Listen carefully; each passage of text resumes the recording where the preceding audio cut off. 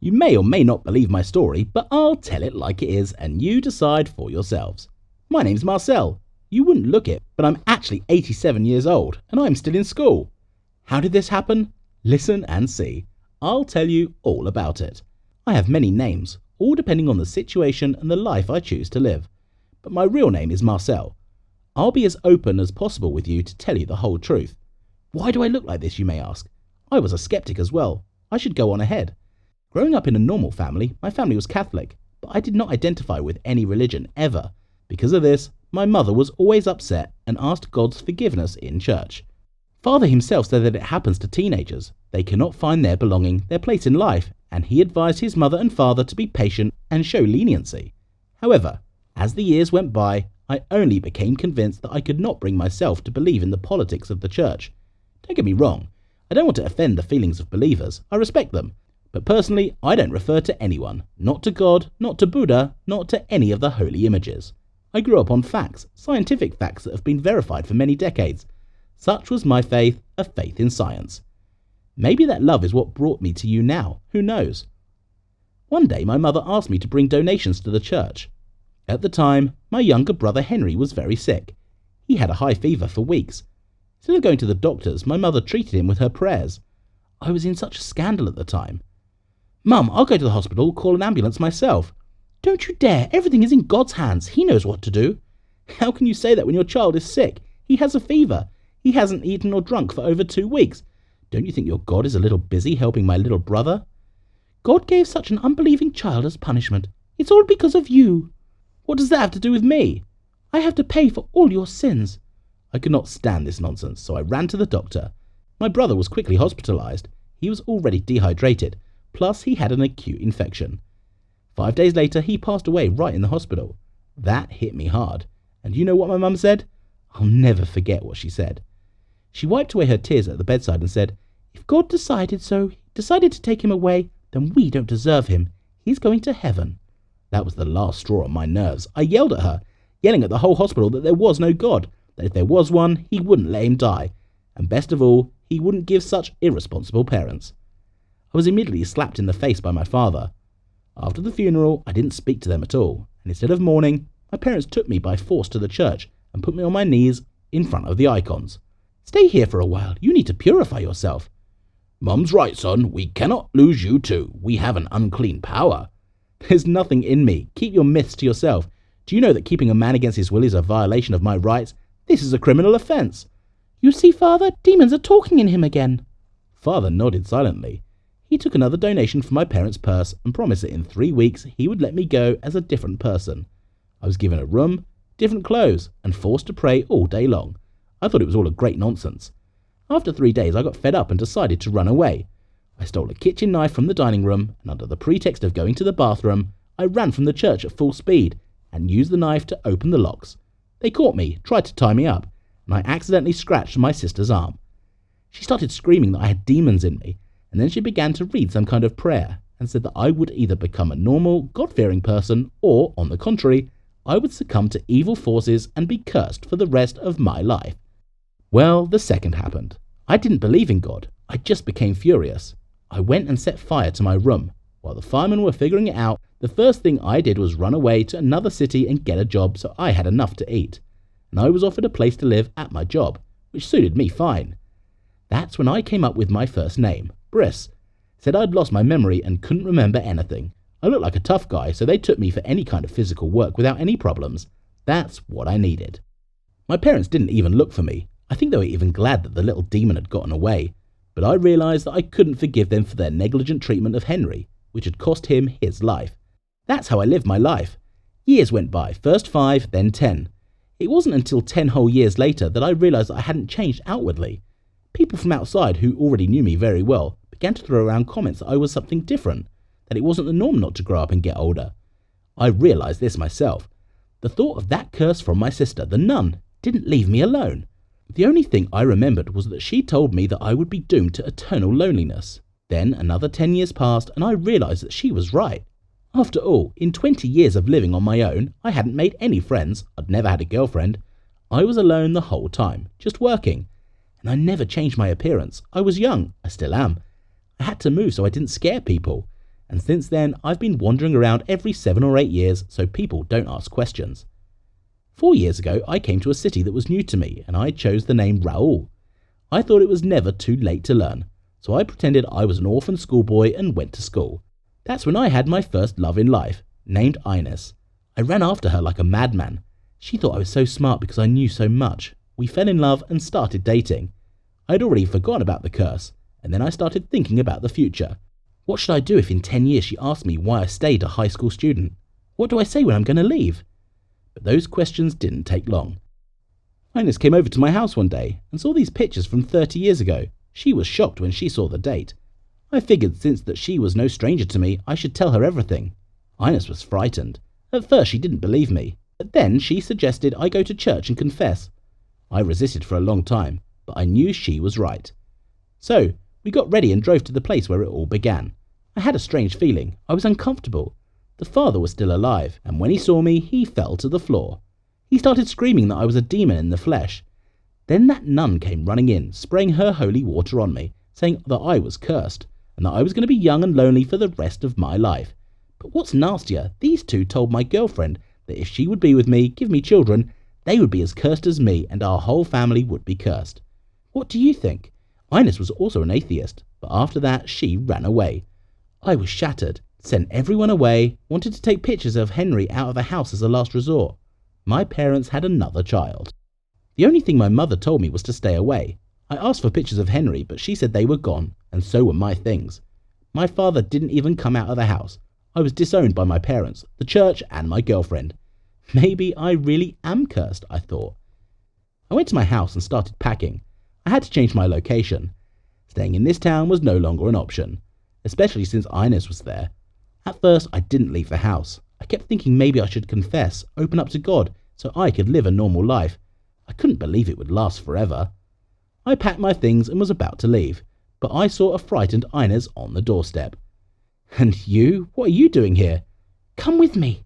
I got in her car and she drove me somewhere.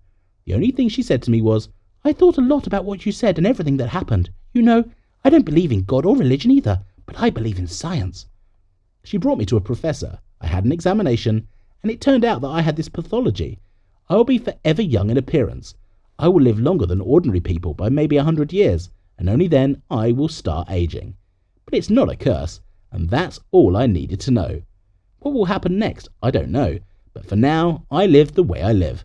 Ines is by my side. I'll think about the rest later. Hello everyone, I'm Joko.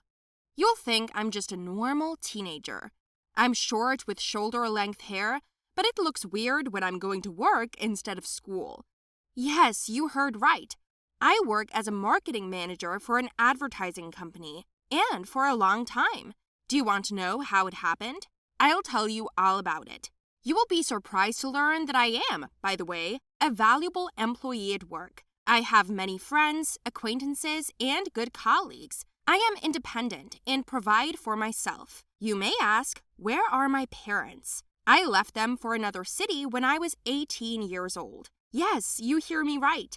Now you have a question in your head about how old I really am. I'm 30 now. Are you shocked? I'll tell you more. Not only are you in shock, but all the people around me. In general, actually it's kind of a family thing. On my mother's side, my grandmother doesn't look her age. Yes, even my mother. She is now 50 years old and looks 30. And she also has a tiny figure. She has gorgeous black hair, white teeth, all her own. She can't afford to wear fashionable, youthful things and looks just gorgeous. She and my dad are the same age, but he looks like her father.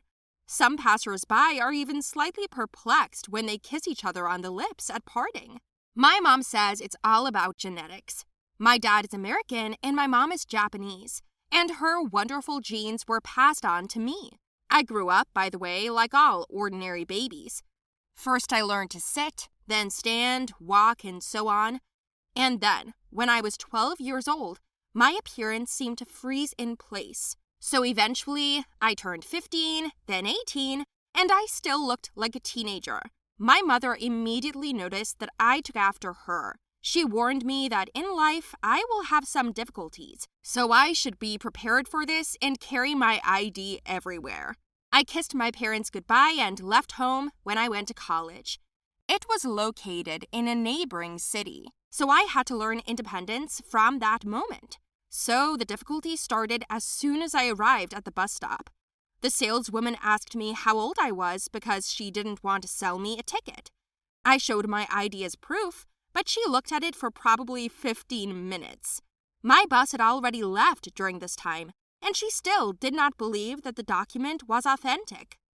I was in a bad mood, but I was allowed to leave. I arrived at my dorm, and the same problems were waiting for me there. On the first couple of days at school, among the students, the teachers noticed me and asked where my mother was or whose sister I was. As soon as I told them my name, they believed I was covering for my older brother or sister. Sometimes it got to the point where they called my parents via video link with a director to prove my age and name. Absurd! I was starting to get really mad at the way I looked. 6 months later, my patience broke at the end when I went to the store to buy a laptop through a card. These 6 months, I saved money by honest work, making essays and practical tasks to order. I did a good job of creative work. I drew and wrote well. With this money, I decided to buy a better computer. But the seller thought that I stole the card from my mother and wouldn't take it. Because of the scandal and nerves, I was taken to the police station and my mother had to go to another city to get me out of prison. I despaired and did not know what to do. Then my mother opened her purse and showed me her makeup when we came to my dorm room. I didn't understand what it was for because I never wore makeup. But my mother said that's how she saved herself once, and she gave me a light makeup to make me look a little older. Then she took me shopping and we completely changed my wardrobe. We bought more classic things. All my sneakers had been replaced with shoes, torn jeans and trousers, and I changed my t-shirts for blouses. And now I was wearing elegant handbags. I now had to do styling and makeup every day. But you know what? It really helped me. At least I looked a couple of years older, not like a child. Of course, I was very tired of putting on a marathon every day, but I liked that I was perceived differently now. When I graduated from college and started looking for a job, my resume was also surprising because people couldn't believe that a 16 to 17-year-old girl had already graduated from college. I was called for an interview to personally look at me, and I explained to everyone what cool genes I have. In general, I was hired after all. And no, not because of my appearance, but because of my knowledge and skills.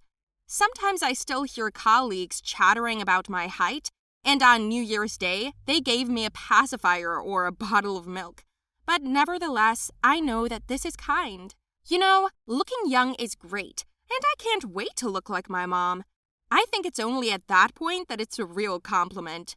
A couple of months later, one of my colleagues came up to me at work and told me that she had a girlfriend. She is a photographer and is looking for models to advertise teen clothing. I already took the hint and flatly refused such an offer, but she persuaded me with fees. Yes, they paid very well, and I thought for a couple of minutes and agreed. After all, extra money never hurts. When I got to the studio, the staff were talking to me because I wasn't wearing makeup. The photographer herself knew the whole truth. She saw how awkward I was and immediately took the situation into her own hands. She asked her colleagues not to do this. I was given clothes, I tried them on, and they were just right for me. I looked just like a schoolgirl. After taking a few series of pictures, I was paid and went home. Within a week, the pictures were hanging on huge banners in the city. I was so angry. If I had known that the pictures would be hanging around the city, I would never have agreed, I shouted. My colleagues took selfies against the background of the advertisement and sent them to me. I felt like a real child. I got hysterical again and called my mother. Mom came to me with my favorite buns, which she baked. I ate them and cried. Mom, why do we have such a curse? I asked her, but she said that this is not a curse, but a gift. I didn't agree with her, but my mother explained that a person can buy everything except youth. Not many people have this kind of gift. I'm proud that we are special, my mother said, and I suddenly realized that this was true. We don't have to have facial plastic surgery, facelifts, and Botox just to remove wrinkles. I liked this idea, and from that moment, I accepted myself as I am. Well, life has become easier. As for the others, I've learned to hold out my middle finger held high. If you liked my story, please like it, write comments, and don't forget to subscribe to the channel.